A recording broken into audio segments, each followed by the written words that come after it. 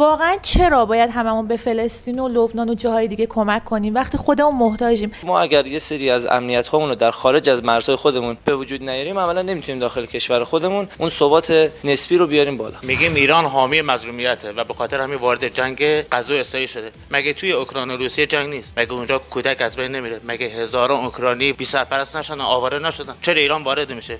اما چرا ایران با اوکراین اون موضوع رو در نداره؟ چون اوکراین از اول بنا رو به تخاصم با ایران گذاشته. مثلا چه دلیلی داره؟ ایران خودش هزار تا مشکل بزرگ و کوچیک داره، بعد بیاد بره به اسرائیل و غزه و این ور اون ور میشناسه. اصلا به نظر من دلیل نداره. نگاه شما به مسئله غزه نباید یک نگاه صرفاً جغرافیایی باشه. ما داریم در مورد جهان اسلام صحبت می‌کنیم. همه ما که اینجاییم رو مسئله ایران اشتراک نظر داریم. توی ایتالیا 6 سال زندگی کردم. یک ایتالیایی ندیدم که بگه اسرائیل کشور درستیه، آدماش درستن یا چیز. این یک معقوله جهانیه. الان خودمون توی جنگ اقتصادی و تحریما گیر کردیم. اصلا راه دوری جای خوزستان و نمیدونم سیستان بلوچستان اینا نریم. همین مشهد خودمون همه مشکلات اقتصادی دارن، همه الان محتاج یه نون شبشونن. واقعا چرا باید هممون به فلسطین و لبنان و جاهای دیگه کمک کنیم وقتی خودمون محتاجیم؟ و همه این سوالا از من میپرسن چرا کمک جمع میکنن؟ شما وقتی که حالا مثلا میگم متوجه میشین که یک دزد مثلا وارد محلتون میشه، من میخوام مثال بزنم خدمتتون. وقتی یه دزد وارد محلتون میشه، وقتی شما متوجه میشین که مثلا 3 تا خونه بالاتر این دزد وارد شده، عملا شما به جای اینکه وایسید تا بیاد دم در خونتون و بیاد توی خونتون باهاش مواجه بشید، میرید مثلا با اون همسایه‌تون که توی حالا 3 تا خونه اونورتر همکاری میکنید که اون دزد رو همونجا مثلا از بین ببرین یا مثلا دور کنین از اون محله. به خاطر همین نکته که ما اگر داریم میریم از اون جبهه یا محور مقاومت داریم دفاع میکنیم، از اینه که فردا روز ما نیم لب مرزهای خودمون درگیر بشیم. شاید حالا بعد از این سوال براتون پیش بیاد که خب همین الانش هم ما درگیریم. خب ما الان در توی همین 6 ماه اول سال 2 بار از خاک خود ایران به اسرائیل حمله شده. ولی نکته که هست اینه که ما اگر این حمایت و کمک از محور مقاومت نبود، ما به جای اینکه مثلا موشک‌ها رو الان باید توی تل آویو و جاهای دیگه می‌زدیم، مثلا باید می‌زدیم توی این جاهایی که اینا تجمع کردن توی کشور خودمون. و این سوالتون سوال درستیه، اما خب جامع‌ترش این میشه که ما اگر یه سری از امنیت هامون رو در خارج از مرزهای خودمون به وجود نیاریم، عملا نمیتونیم داخل کشور خودمون اون ثبات نسبی رو بیاریم بالا. بحث شما 2 بخشه. یکی این که چرا خود مردم دارن کمک میکنن، یکی چرا دولت چرا کمک میکنه. حالا چون شما بخش دوم پرسیدین گفتیم ما چرا مثلا داریم کمک میکنیم، ببینید آقای خامنه‌ای برای یه عده‌ای مرجع تقلیده، یکی دیگه نگاه دینی دارن، یه عده‌ام نگاه دینی ندارن. من اینا رو خیلی میبینم، مثلا نگاه ملی داره، اصلا آدم دینی نیست ولی او رو به عنوان نماد وحدت کشور قبول داره، فارغ از تمام حالا جناح‌بندی‌ها. بعد او خودش میاد و به قولی با میل خودش، مثلا شما نگاه میکنید تو آذربایجان، توی تهران یه کسی میاد تلاشو میده، این واقعا خودش داره میاد میده. میدونی این بحث یه بحثی است که به قولی به اون شخص برمیگرده. حالا شما مثلا فرض کنید مثلا میخوای به سیستان کمک کنید، کسی مثلا شما رو زور نمیکنه ببرید فلسطین، میگه سیستان، میگه خب شما برو به سیستان کمک کن. این بخشی که مثلا مردم خودشون کمک میکنن چیز کاملا دلیست، یعنی طرف به این نتیجه به لحاظ عقلی و ذهنی رسیده، میگه من میخوام بیام کمک کنم. حالا یکی میگه من آقای خامنه‌ای مرجع تقلیدم، من واجب این دستوری که دادم، میگه نه من یه نگاه دیگه میام کمک میکنم. اما بحث دولت، اگه ما مثلا بیام بگیم چرا دولت کمک میکنه، بعد ببینیم دولت از کجا کمک میکنه. حالا من کسی که کارشناسی اقتصادی خونده، الانم داره ارشد علوم سیاسی میخونه، اینو من خودم با فکت بهتون میگم، به لحاظ اینکه دولت مثلا ما یه بودجه جدایی واسه اینا گذاشته، چنین چیزی نیست. ما بخشی از بودجه نظامیمون که مال مثلا سپاه قدسه میره خرج بخش نظامی اینها میشه. اینکه مثلا ما بگیم اونجا رفتیم ساخت و ساز انجام دادیم، تو عراق مثلا بحث بود، گفتم تو عراق مدرسه، من مرتبا سال 2-3 بار عراق میرم. عراق شما الان به نگاه کنید متوجه میشید شرایط به چه شکلی.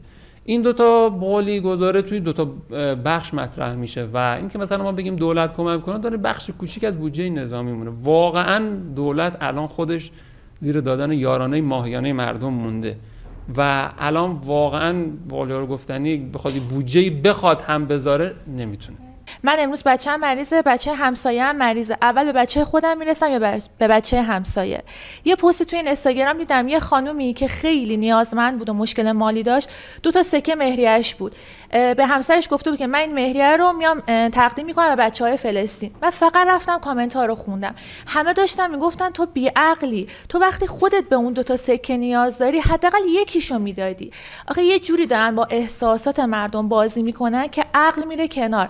منی که 2 سکه دارم و اون 2 سکه شاید نون شب منه، چرا باید برم 2 تاشو بدم برای بچه‌های فلسطین که خودم یه بچه نوزاد دارم و تازه به دنیا اومده و احتیاج مالی بالایی دارم؟ من این جواب میخوام، چون فضای اینستاگرام یه فضایی که دارن با احساسات مردم بازی میکنن.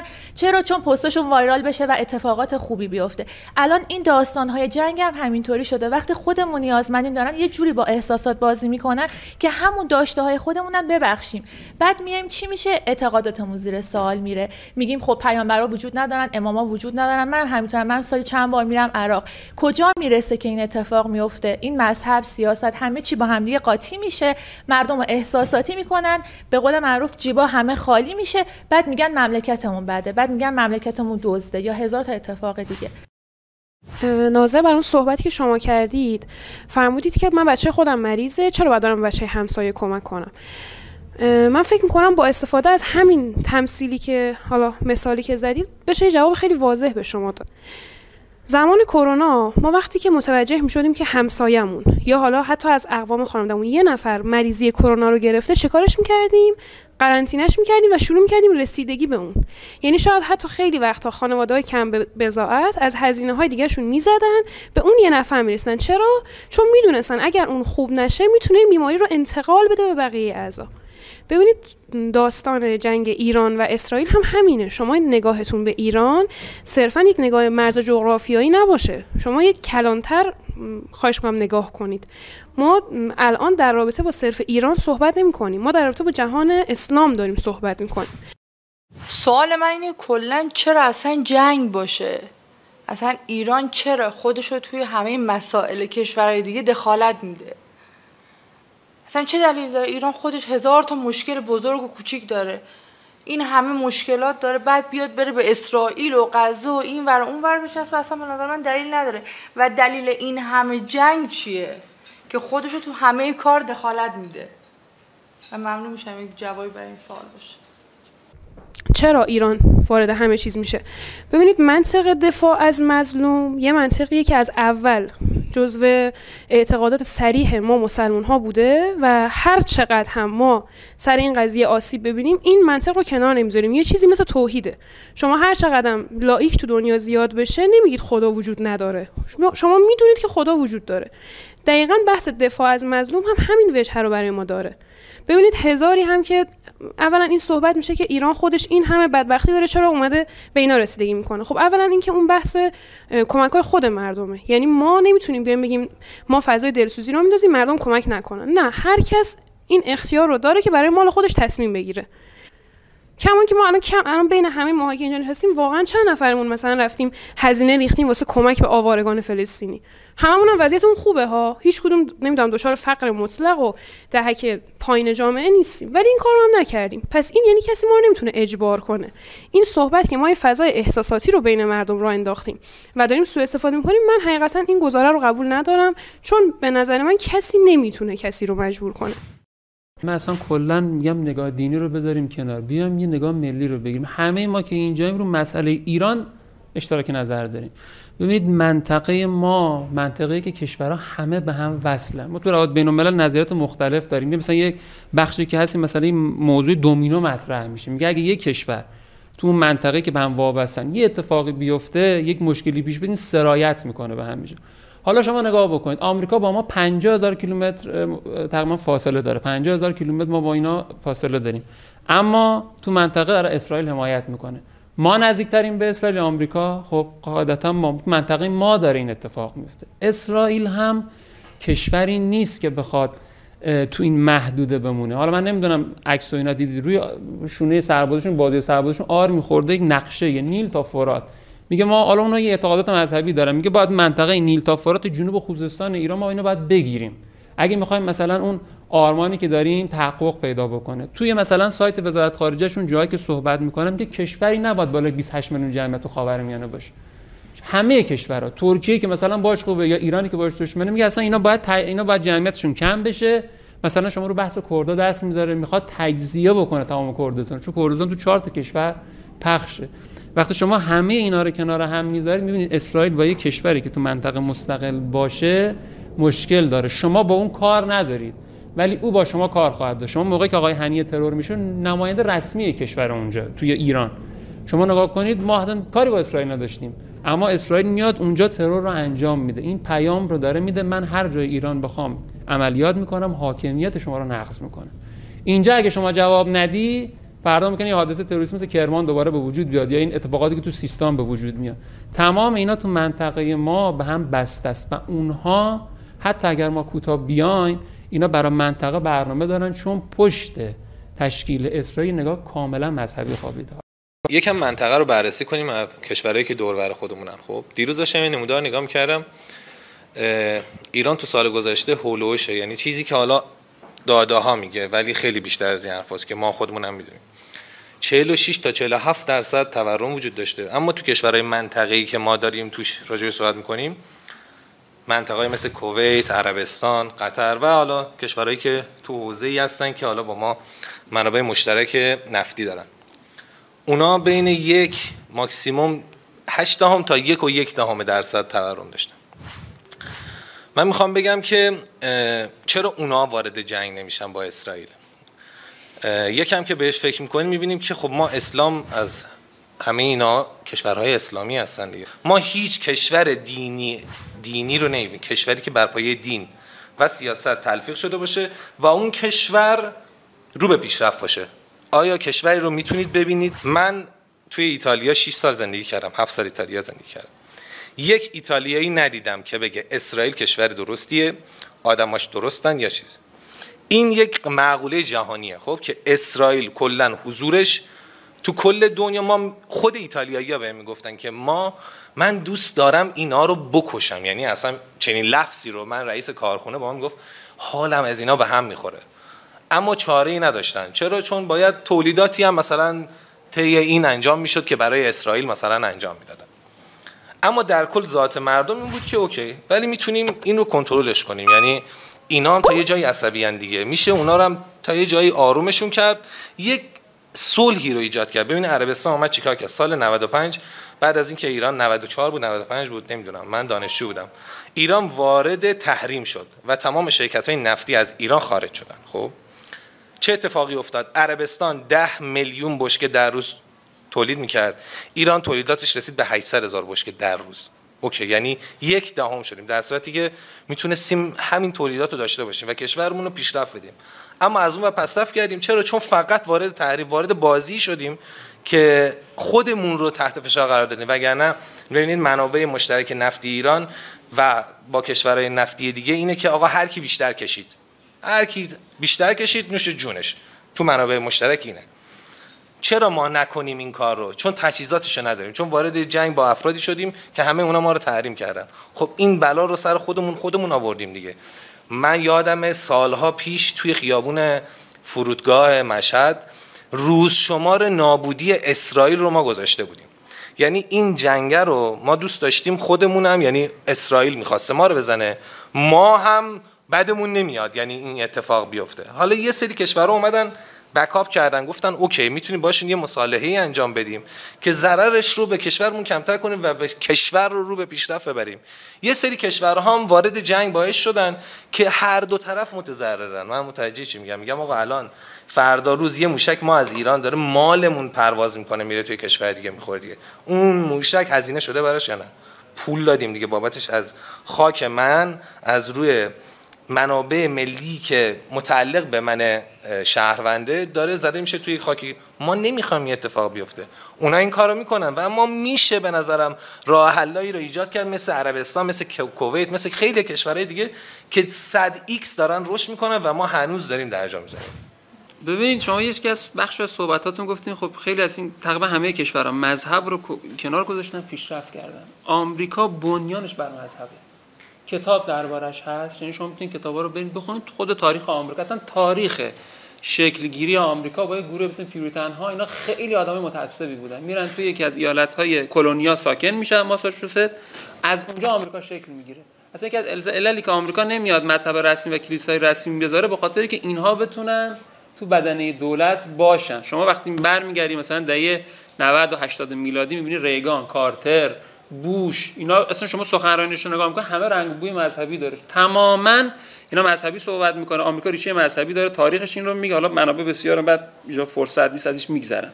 یکی این که گفتید که خب ما بیایم با اسرائیل، حالا کشورهای عربی کنار اومدن. الان ما یه پروژه داریم به اسم عربنت، داره کوریدوری میشه از هند میاد امارات، میره اردن، میره اسرائیل.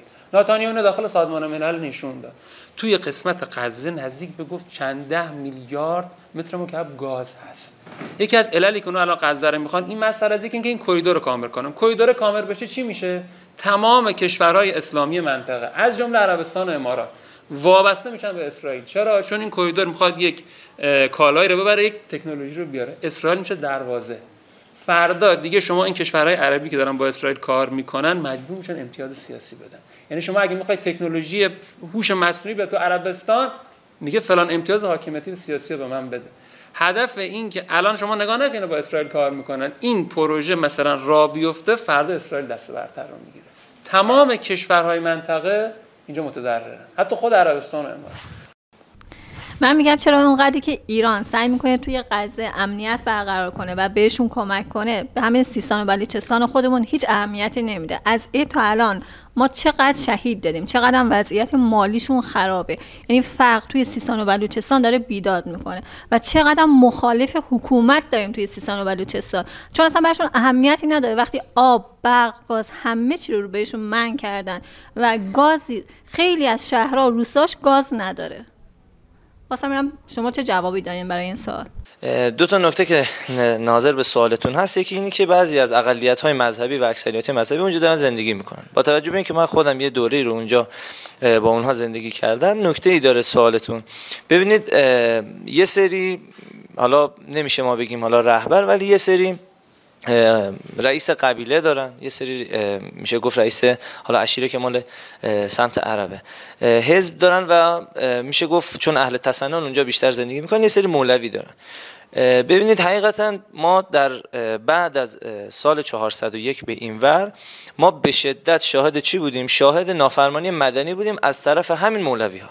خب این اتفاقات که میفته، شما اگر ما این قبلتر اینو نگاه کنیم، عملا اینها خودشون رو از اون حاکمیت رسمی که توی مملکت هست دارن کم کم جدا میکنن. خب این نکته اول.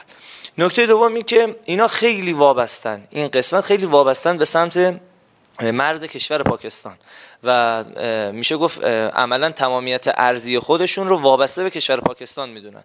چون اگر شما دقت کنید مثلا ما اونجا هم بحث این قاچاقچی های سوخت رو داریم که هنوز هم هست، بعضی از حالا کولبرها هم اونجا هستن، قاچاقچی لوازم خانگی و موارد مختلف. این رو در نظر داشته باشید تا وقتی مردم یک قسمت خودشون نخوان. نگاه کنید، من الان ناظر به اون بحث دادن طلا و اینا که گفتیم، من میخوام خدمتتون بگم مثلا ما اجبار که نکردیم به طرف، تا وقتی طرف خودش نخواد نمیتونه تغییری در اون ارزش یا عقیده‌اش اتفاق بیفته. ناظر به بحث همین سیستان بلوچستان نمیده، تا وقتی خود مردم اونجا نخوان که پیشرفتی بکنن، نخوان که رشدی رو رقم بزنن، اون اتفاق میفته. من یه مثال خیلی کوچیک میزنم و بحث واگذار میکنم. شما بین اون این محله‌های دور مسجد جامع مکی زاهدان رو شما اگر دور بزنید، فقر مطلق میبینید. چرا باید بین اون همه خرابه، اون همه فقری که دور بره، یه مسجد جامع مکی بیاد اونجا با اون معماری، با اون نما بیاد ساخته بشه که شما اصلا وقتی میرید وارد داخل مسجد میشید فکر می‌کنید وارد قصر شدید. اگر ما بخوایم از خود همون استان بخوایم شروع کنیم، بگیم همون مولوی های اهل سنت که دارن جهت‌دهی میکنن، دارن خددهی میکنن به مردم اونجا، خودشون شروع کنن. ولی اون متاسفانه ما میبینیم یه سدیه اینجا که خب عملا این اتفاق نمیفته. این که فرمودید چرا ما توی سیستان کمک نمیشه به اینها و ما داریم به خارج از کشور کمک میکنیم. ببینید یک حکومت لازمش این هستش که هم مشکلات داخلیش رو بله مد نظر قرار بده و هم مشکلاتی که خارج از مرزهاش داره اتفاق میفته و میتونه در آینده صدمه زننده باشه. کما اینکه همون اول هم من خدمتتون عرض کردم نگاه شما به مسئله غزه نباید یک نگاه صرفاً جغرافیایی باشه. ما داریم در مورد جهان اسلام صحبت میکنیم. خیلی از مسائلی که مطرح میشن هویت اجتماعی دارن.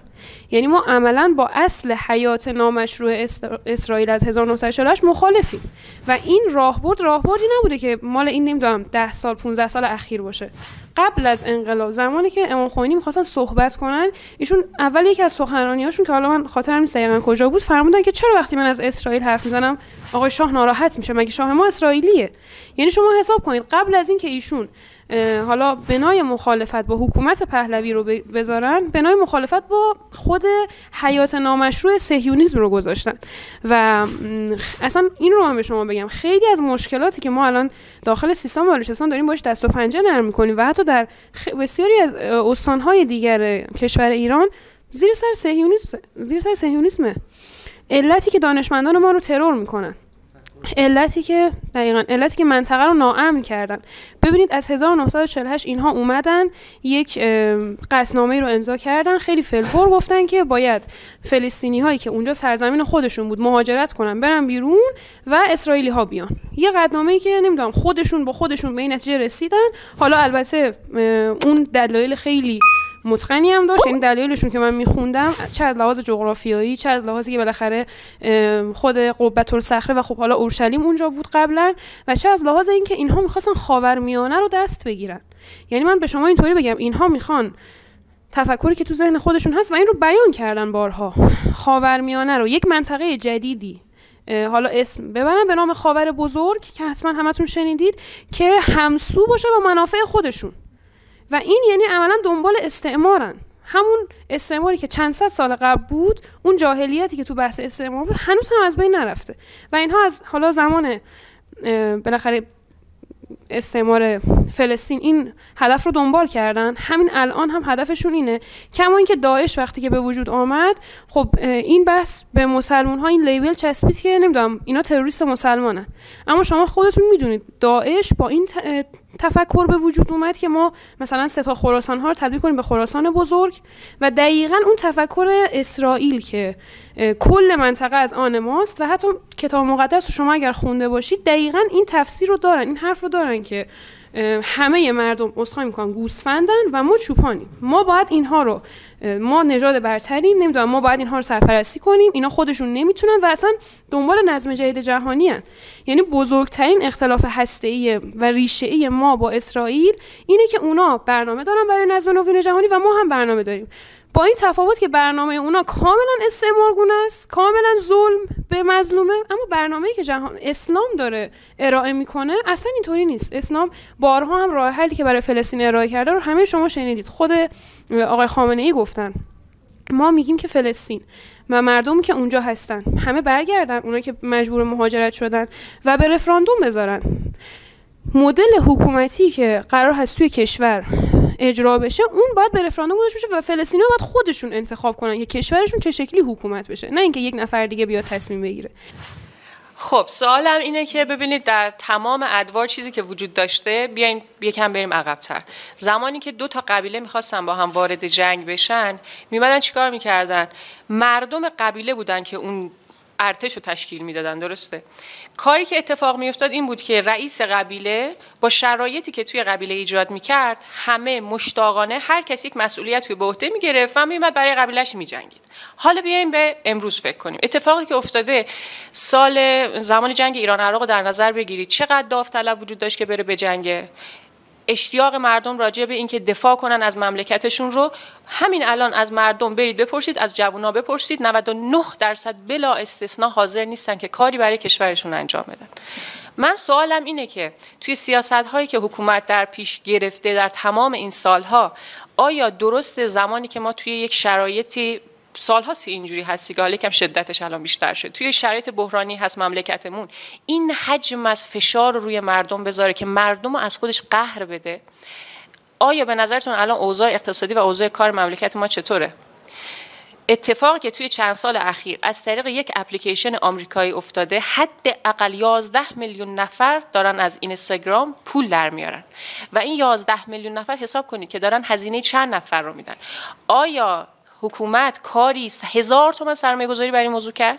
مردم خودشون خودخواسته به خاطر شرایط افتضاح اقتصادی اومدن تلاش کردن و تونستن خودشون رو به درآمدی برسونن.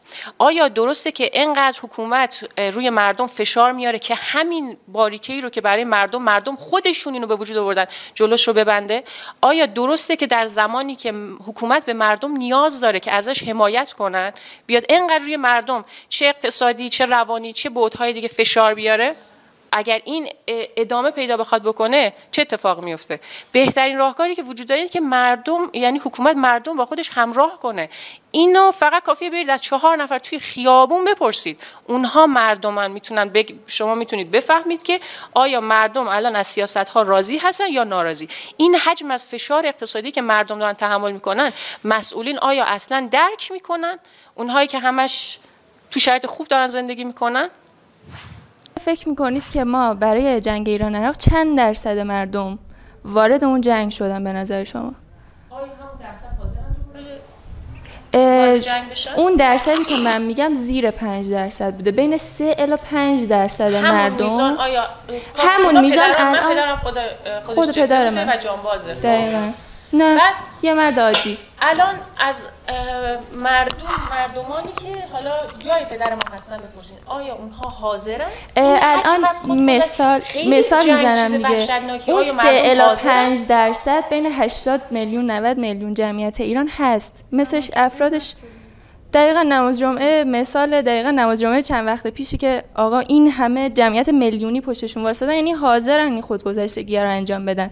یا اصلا خود ما توی همین جمع، خود من هستم واقعا که این کار انجام بدن. پس اون 3 الی 5% شما دارین تو جامعه زندگی میکنین و میبینم که مردم حاضر نیست. شما از خیلیا بپرسید، هیچ کس حاضر نیست که به نظر قید مدل جنگ عوض شده. مهمه اگه جانتون مهمه کی بعد از اونجا چرا مردم مثل قدیم حاضر نیستن که دفاع کنن؟ میگه هر چی شد. من زندگی میکنم. میگه هر چی شد. من جواب ادامه بدم. اون قید هیچکس کلا قید آوردن که هیچ وقت درست نیست. همیشه یک قشری هستن که این کار انجام بدن. دارم مثال میزنم، خود ماهایی که حالا اسممون انقلابیه، اسممون بسیجیه یا هر چیزی که هست، اون 3 الی 5% رو داریم این جمعیت رو که بخواد این کار انجام بده. پس قید هیچکس اصلا قید درستی نیست و مثالش هم زدیم دیگه، همین نماز جمعه اصلا تعداد کمی نیستن. نه من نگفتم هیچکس، گفتم بپرسید 95% مردم مثل قدیم حاضر نیستن. خب ما نیاز داریم به زیر 5%. میگیم ایران حامی مظلومیته و به خاطر همین وارد جنگ غزو اسرائیل شده. مگه توی اوکراین و روسیه جنگ نیست؟ مگه اونجا کودک از بین نمیره؟ مگه هزاران اوکراینی وارد چی نشدن؟ بی سرپرست نشدن، آواره نشدن؟ چرا ایران وارد میشه؟ چون شاید طرف مقابل جنگشون روسیه است و حامی ایرانه. میتونین جواب بدین؟ در حالی که اگه 22 تا شبکه ملی رو در اختیار مردم حامی اوکراین بذارن، خیلی بیشتر از غزه ممکنه کمک کنن. خب چرا این کارو نمیکنن و فقط بس مباحث جنگ است؟ مبحث غزه، یا شاید میگن چون آمریکا ریز به اوکراین کمک میکنه پس نه اوکراین بذار همینجوری آواره بمونه، کار نداریم، پس بریم سمت غزه. جوابی داریم آقای؟ شما فقط شما جواب. ببینیم جنگ اوکراین موقعی که شروع شد، ایران سال قبلش تحریم تسلیحاتیش برداشته شده بود. به روسیه تسلیحات فروخته بودن. اما شروع جنگ ایران متوقف میکنه. دور آقای روحانی مورد اتفاق بیفته. آقای زلنسکی 3 هفته پیش، فکر کنم 2 هفته 3 هفته پیش رسما توی تریبون گفت ایران از موعد شروع جنگ هیچ تسلیحاتی به روسیه نفرستاده. اما چرا ایران با اوکراین اون موضوع رو در نداره؟ چون اوکراین از اول بنا رو به تخاصم با ایران گذاشته. اول گفتن خب ایران موشک داده، بعد گفتن ایران اومده به قول یارو گفتنی تجهیزات داده، بعد خب ایران تکذیب کرد، بعد از این هم ایران محکوم هم کرد گفت آقا حاکمیت اوکراین باز حفظ بشه. اصلا توی صحبتایی که اینا می‌کردن میگفتن که آقا جان مسئله اوکراین باید حاکمیت تمامیت ارضی حفظ بشه. اینا گفتگو راه حل سیاسیه. اما چیزی که مطرح میشه تو ماجرای اوکراین اینه که اوکراین چون آمریکا از بولی بدنه پشتیشه با ایران به تقابله. وگرنه آقای زلنسکی گفت ایران اصلا موشکی ساده، موضع ایران هم مشخص بود. سوال من اینه که اون زمانی که تو کشور خودمون جنگ بود، کشورهای دیگه مثل فلسطین، لبنان، اینها اومدن کمک ایران که الان ایران داره اینجوری انقدر واسه این کشورها تلاش میکنه که بره. یک نکته را پرسیدن درباره جنگ ایران را شما پرسیدین، گفتین که چرا تو دوره جنگ کشورهای عربی به ما کمک نکردن. ببین پدر بشار اسد، حافظ اسد به ما کمک کرد، موشک برای ما فرستادن و ما هم خب عوضش تو قصه داعش تقریبا میشه گفت در آوردیم. لیبی به ما کمک کرد. توی مسئله فلسطین دو بخشه، کرانه باختری، غزه میشه حماس آقای هنیه که خیلی با ما در ارتباطن، کرانه باختری میشه محمود عباس. اینا کلا سمت جناح اسرائیل و آمریکا و اینا کلا اصلا با ایران مخالفن، چون آقا یاسر عرفات و اینا بودن. تو فلسطین دو گروهن و این گروهی که ما باش کار میکنیم تو نوار غزه و حماسه و اون گروهی که با ما مخالفه توی کرانه باختری. طبق قطعنامه‌ای که همون زمان که اسرائیل اومده وارد خاک فلسطین شده، گفتن که میتونین اسرائیل کشور خودشو تشکیل بده و فلسطین هم کشور خودش رو تشکیل بده. چرا نمیان این کار بکنن؟ از این بند توافقنامه استفاده نمیکنن، قطعنامه استفاده نمیکنن. درباره تأسیس اسرائیل بگم، موقعی که اسرائیل اول تأسیس میشه خب جنگ صورت میگیره، کشورهای عربی حمله میکنن، بعد این حوزه‌های از فلسطین اشغال میشه، بین بخش کرانه و غزه و اینا مثلا بخش‌های مختلف فلسطین یک جدایی میفته. توی قرارداد اسلو که امضا بشه فکر کنم دهه 90 میلادیه اینا میپذیرن که دو کشور بشن. یعنی یاسر عرفات اینجا امضا میکنه که بعد حتی رهبر انقلاب رو یه انتقادی هم به تیم فتح میکنه اونجا، اونا امضا میکنن دو کشوری که قدس شرقی بشه پایتخت فلسطین. اما نکته که مطرح میشه اینه که تو اون توافقنامه تمام نظارت یا امنیتی با اسرائیل سپرده میشه و اسرائیل از این موضوع استفاده میکنه، شهرک سازی میکنه تو کرانه باختری. کرانه باختری هم تقریبا تسلیم میشه، اصلا ارتشی شما اونجا نمیشه، غزه خیلی بیشتر درگیره. برای همین یه جای آقای محمود عباس میگفت این چیزی که به ما دادن پنیر سوئیسیه، سوراخه، هر جای کرانه باختری دست میذاری انگاری شهرک سازی صورت گرفته. اینا پذیرفتن دو کشوری رو، اما اسرائیل با توجه به اون امتیازاتی که تو اون توافقنامه داشت اومد و شهرک سازی رو به قولی ادامه داد و یه طرفه زد زیر توافق. چون همتون گفتن اینجا بلاگرای مشهد اینجا جمعن. ببینیم شما سیستم کاریتون یه جوریه که نمیتونید سیاسی بشین، یعنی یه ذره صحبت کنین گارد میگیرن مردم علیهتون. اما یه نکته ای رو روی موضع ایران، چه به نامش چه به ننگش، یک اتفاق میفته همه روش اتفاق نظر پیدا میکنن. روی موضع ایران من حالا توصیه میکنم که اگر مثلا یک زمانی یک اتفاقی افتاد بحث ایران اومد وسط، روی محکم بمونیم، چون نقطه اشتراک هممونه. من توی ایتالیا که بودم، حالا توی جمعای دانشجویی که میشستیم با بچه‌ها حرف میزدیم، بعد از شنیدن کلمه ایران اولین کلمه‌ای که به ذهنشون میرسید جنگ بود. یعنی میگفتن جنگ، وار. من سعی کردم همیشه توی هر جمعی، توی اون محافلی که با بچهای ایتالیا و کشورهای دیگه‌ای که صحبت میکردم، همیشه اینو بگم بهشون که اگر شرایط ایران، شرایط اقتصادی، اون چیزی که خودمون میدونیم اصلا به جنگ بیرون ایران اینا کار، همینی که هستیم توش، آقا من و تو درگیرشیم دیگه. میگم اگر همین مسائل توی ایران حل بشه، نه تنها من برمیگردم به ایران که حالا برگشتم بنا به دلایل همون بحث ایران بودنش و بحث این که جداً اینو جدی دارم میگم که شما هر جای دنیا هم که برین، هر جای دنیا که برین، امکان نداره حسی رو به شما حس تعلق ایران یه چیز عجیب غریب دیگه است. یعنی نیا کن شما هر کار میکنید، من 110 تا کارگر ایتالیایی زیر دست من ایرانی کار میکردن، خب اما در نهایت من اون شهروند درجه دومه بودم. یعنی هیچ وقت تو نمیتونی بری تو دلشون با خودشون. شما نیا کنین آمار رشد رفتن ایرانیا به خارج از کشور بیداد داره میکنه. سالی که من رفتم وارد دانشگاه پاویا ایتالیا شدم، 5 تا دانشجو بودیم، 5 تا ایرانی بودیم تو کل اون رشته تحصیلی. اما موقعی که داشتم از اون دانشگاه می اومدم بیرون، اون کلاس کامل ایرانی بود و فقط 3 تا خارجی داشت. یعنی 3 تا ایتالیایی داشت، 22 تا ایرانی داشت. یعنی شما ببینید چه حجمی ها بود. انقدر ایرانی اومد تو ایتالیا که ما اونجا خوابگاه ایرانی بود. یعنی تو میرفتی بوی قیمه و قرمه سبزی بیداد میکرد از تو خوابگاه خارجی. اصلا کامل از 110 اتاقش 98 تاش ایرانی بودن. یعنی شما ببینید خب یه بلایی سر اینا اومده، اینا رفتن دیگه. یه اتفاقی این تو داره میفته که اینا مگه ما دیوونه این آقا چرا؟ اصلا یه سال چرا وقتی که یه اعتراضی ایجاد میشه این همه تشکل‌های مختلفی در خارج از ایران حمایت میکنن؟ بابا آخه اونا میخوان بیان داخل ایران. یعنی اگه اونجا گل و بلبل بود، اگه اونجا همه چیز عالی بود، آقا چرا اعتراض میکنن؟ آقا میرفتیم پولمون رو داشتیم در می آوردیم دیگه. اما ته ته ته ته همه اون آدما دلشون میخواد برگردن تو خاک کشورشون.